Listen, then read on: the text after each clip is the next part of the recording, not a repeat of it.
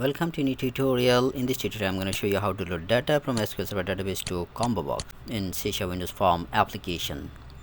So first of all, I just added a level control and the text is load data from SQL to ComboBox tutorial, and I will add one more level control and a ComboBox control. The level control is the level of level student name, and the ComboBox control to load data from SQL Server database to ComboBox. Font size is 16. Yes, now go to the form load event and go to view server explorer and right click on the data connection, add connection, and select the server name. Server name is this is the server name, and select the database. Database is my task DB. Click on OK. Okay, it's connected with the Visual Studio.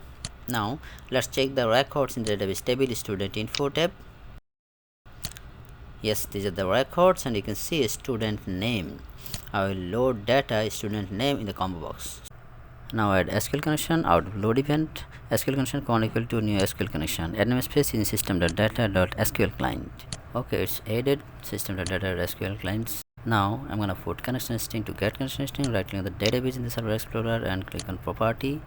This is the connection string. Select the connection string and copy the connection string and paste in the SQL connection. Yes, it's done. Now open the connection. Content open. SQL command cmd equal to cmm equal to new SQL command con is the connection string. Initialize the connection string con, and now write the SQL command. Select student name. This is the column student name from student info tab. This is the table name, SQL Server table name, student info tab. Now SQL data reader rd equal to cmd dot execute reader while rd dot read. Now let's check the ComboBox name. ComboBox name is ComboBox 1. Yes, so ComboBox 1 dot items dot add rd dot get value index is 0 dot to string. Index is the student name, only one column, so index is 0. Finally close the connection and debug. Unrecognized escape sequence. Oh, this is due to backslash. To avoid this error, just add at the rate at the beginning of the connection string. Okay, let's check.